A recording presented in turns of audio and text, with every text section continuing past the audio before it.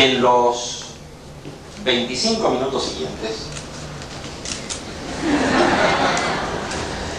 me propongo dar una idea general de esta trilogía que hoy se lanza bajo el título de Humanizar la Tierra. He pensado que entrar en tema directamente, sin dar algunos datos sobre los contextos que operaron en esta producción, era, cuando menos, insuficiente. Además, he considerado que debía dar mi opinión, francamente comprometida sobre tales contextos, y no limitarme a una descripción neutra.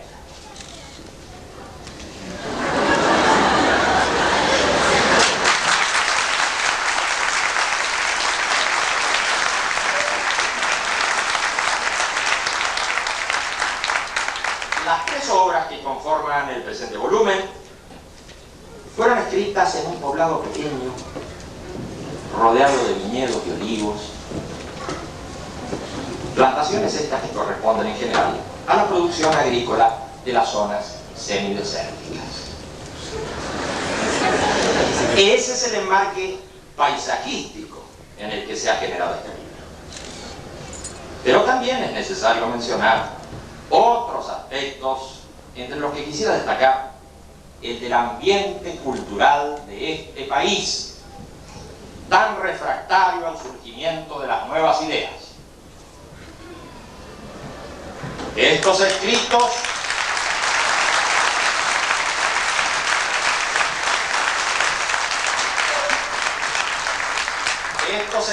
no son fruto de la gran ciudad ni del gran centro cultural. Son resultado del silencio y la lejanía. Esta ausencia, esta barrera psicológica puesta entre nosotros y la cultura oficial ha sido beneficiosa.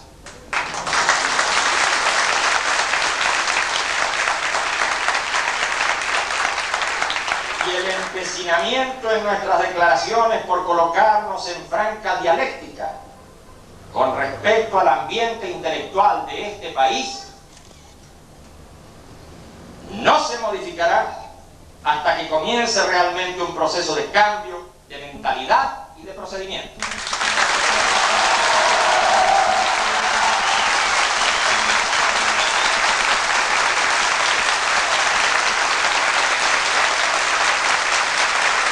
Pero el cambio no sobrevendrá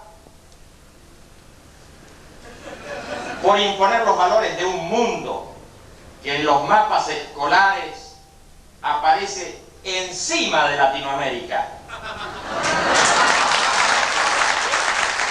Ni ocurrirá tampoco por el rescate de supuestas raíces telúricas.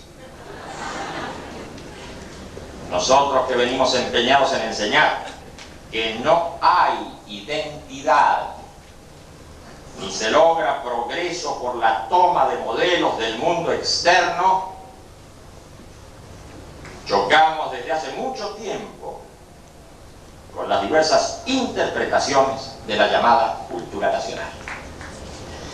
Porque es evidente que la cultura no consiste en un ropaje, en un folclore, ni en una lucha estéril y superficial contra tal ropaje y tal folclore.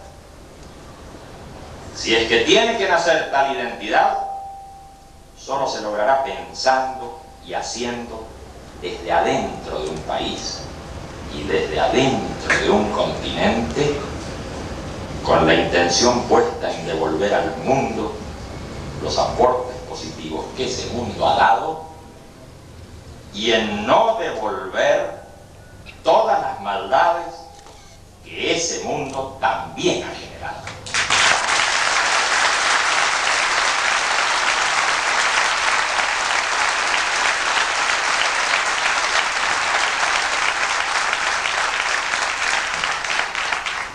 Por otra parte, en el proceso de mundialización que estamos viviendo no tiene sentido ningún chauvinismo nacional ni regional.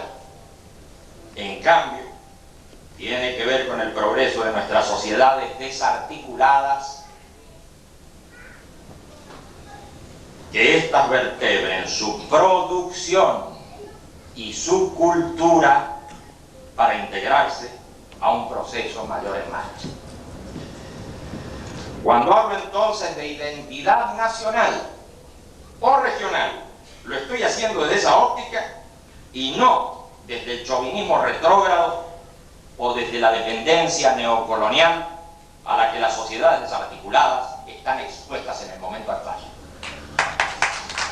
Porque se enfrentará al mundo que viene creando una identidad productiva basada en la industria y la tecnología, y en ese contexto la cultura habrá de contribuir al esclarecimiento de esos objetivos de progreso material.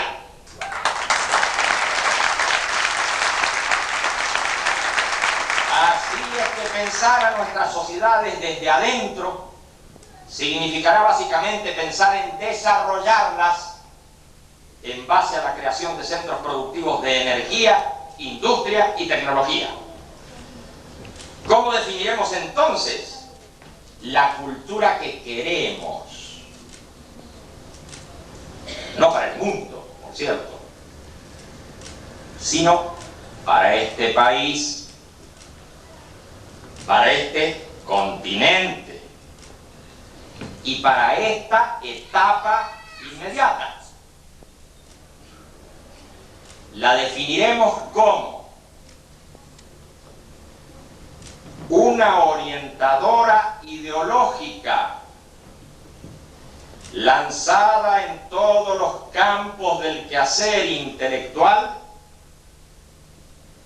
hacia el logro de la producción material de bienestar. Mientras eso no ocurra, la cultura continuará manipulada por incompetentes, sirviendo solo como instrumento desviatorio de los cambios profundos que hoy requieren nuestros pueblos.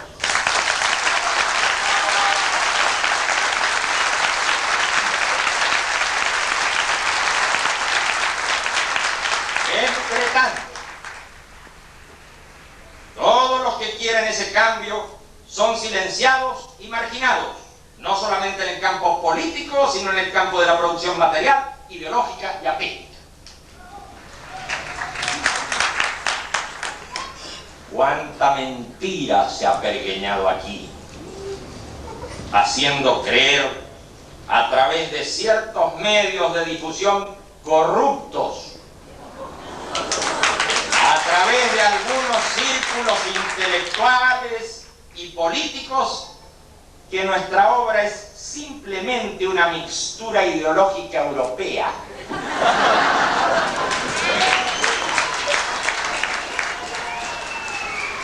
Como si no hubiera que rescatar de Europa vigorosas enseñanzas y como si la crítica lanzada no fuera hecha a su vez desde ideologemas europeos.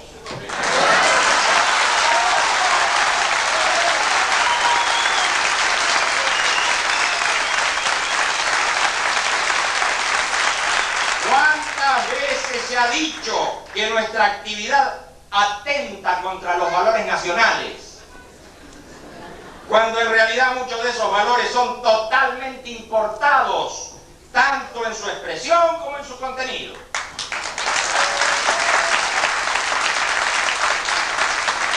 Cuánto irresponsable ha afirmado, haciéndose eco de centros de poder foráneo, que nosotros dependemos de los foráneos.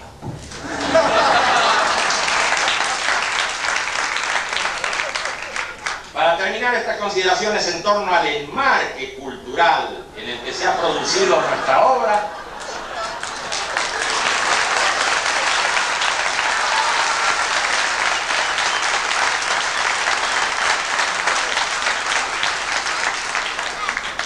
digamos esto: si en una sociedad se instala como uso la falsedad de juicio y se institucionaliza tal falsedad, es porque algo grave está ocurriendo allí. Y no sería de extrañar que todo fuera saliendo cada vez peor en esta torre de Babel, en la que las personas ya no se entienden, porque se afirma que lo blanco es negro, lo negro azul y lo azul es amarillo.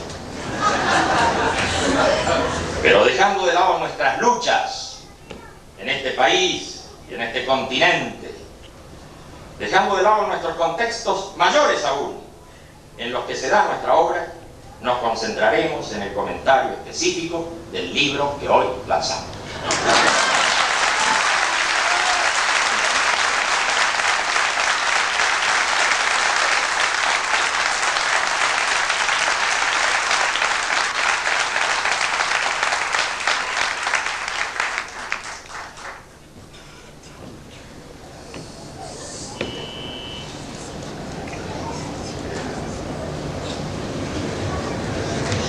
Las 21.407 palabras ordenadas en 4.434 líneas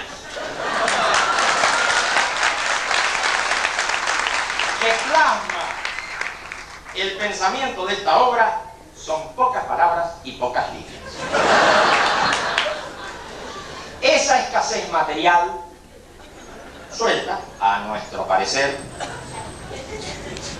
las alas de una reflexión pausada.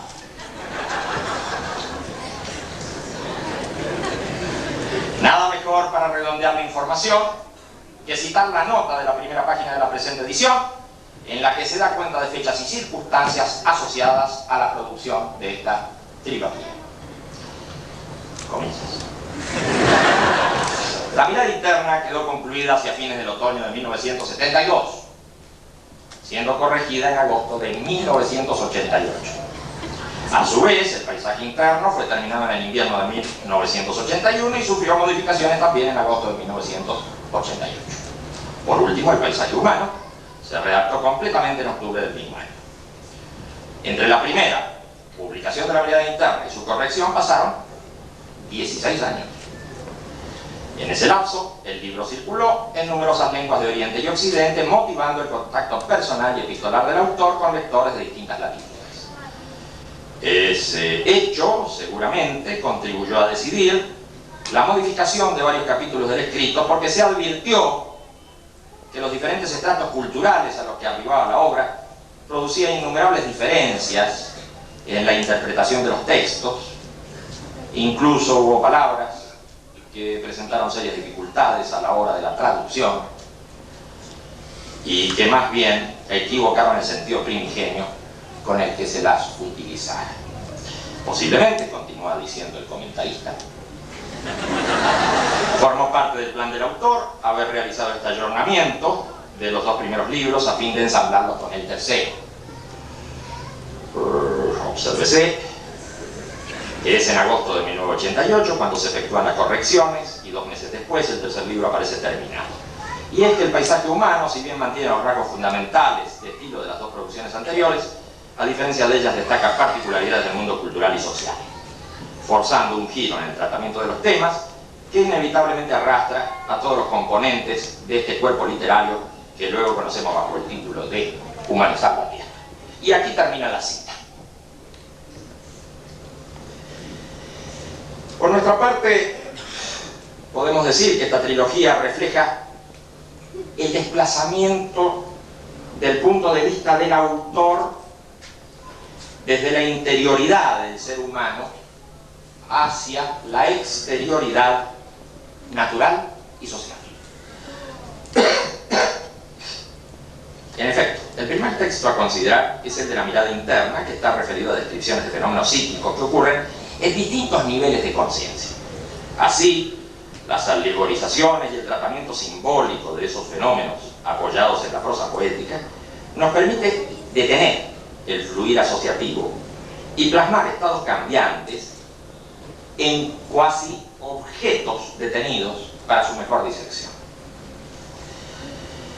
A esta forma de describir se le podría oponer otra, bien diferente, la del tratamiento conceptual y racional de los fenómenos del fluir de la conciencia, tal cual hace la fenomenología. Pero ¿cómo haríamos, por ejemplo, con la experiencia del simple transcurrir? Ya Husserl, en la fenomenología de la conciencia del tiempo inmanente, cita al Agustín de las Confesiones, en las que éste dice: cuando trato de comprender el tiempo, no lo experimento, y cuando lo experimento, no lo comprendo. Esto es así, sin duda, porque una de las funciones del concepto es la de detener los fenómenos para abstraer de ellos su estructura esencial. Pero ocurre que no es intención en la mirada interna hacer descripción de esencias, sino mostrar y sugerir por medio de alegorizaciones aquellos fenómenos que son significativos de un sentido, de una dirección, de la conciencia y de la vida.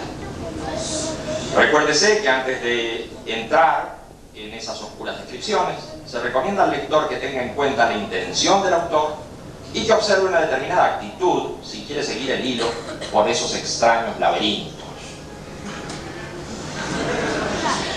Pero si se quisiera explicar de qué trata finalmente este libro, podría decirse que trata acerca del sentido de la vida, que su tópico principal es el estado de contradicción,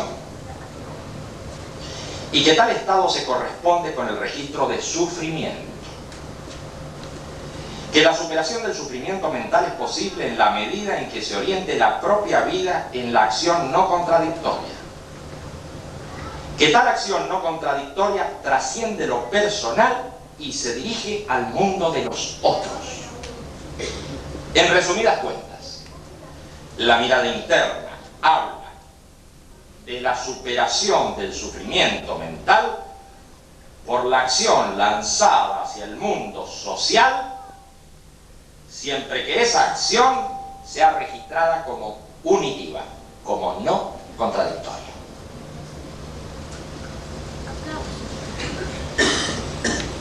El segundo libro, titulado El paisaje interno, ha sido comentado en su momento, por lo que me remitiré en más de un punto a tales consideraciones. Poco debe agregarse aquí respecto del sistema de alegorización apoyado en la prosa poética que se continúa en este escrito.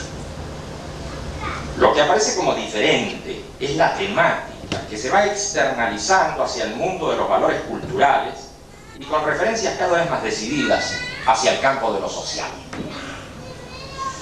En los comienzos del libro se lee: salta por encima de tu sufrimiento y no crecerá el abismo, sino la vida que hay en ti.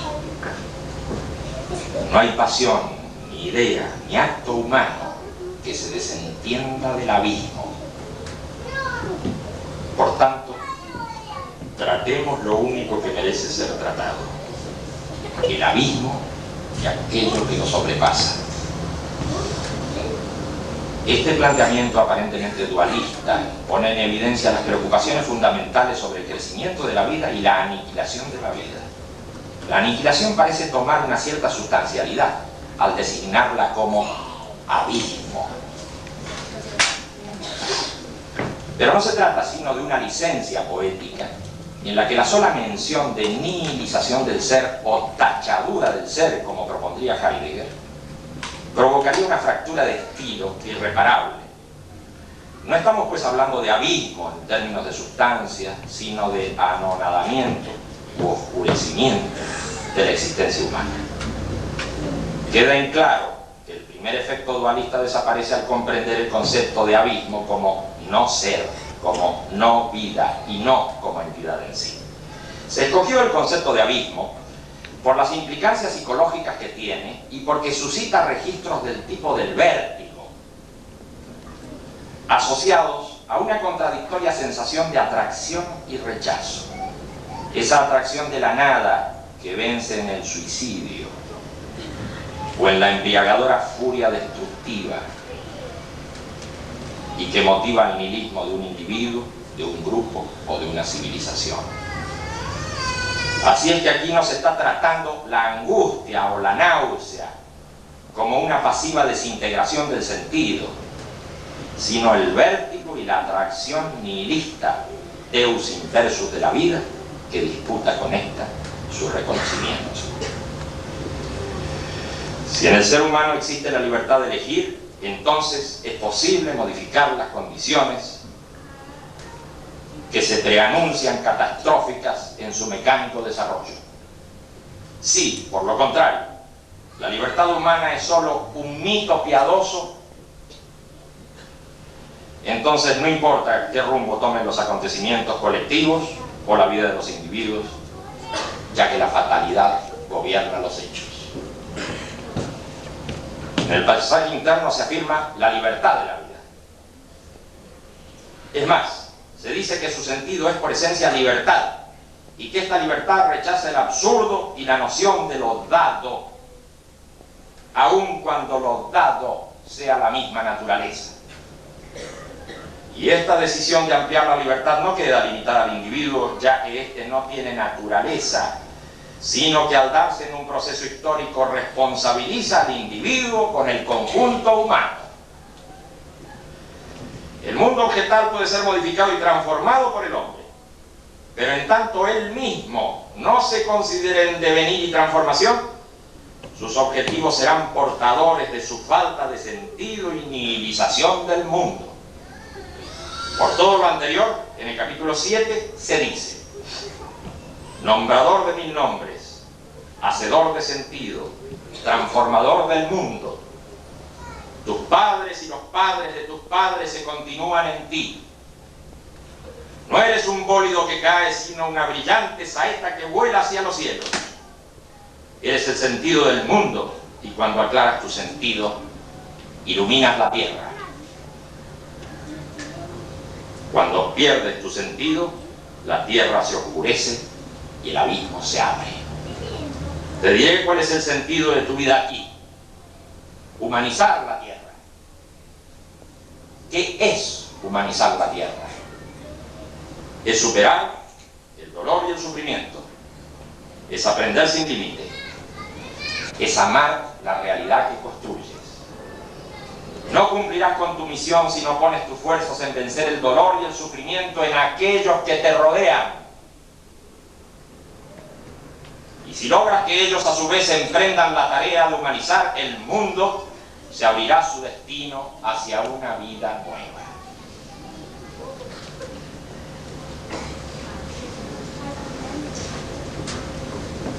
El paisaje interno trata, en resumidas cuentas, del sentido de la vida con referencia a la lucha contra el nihilismo en el interior de cada ser humano y en la vida social, y exhorta a que esta vida se convierta en actividad y militancia al servicio de la humanización del mundo.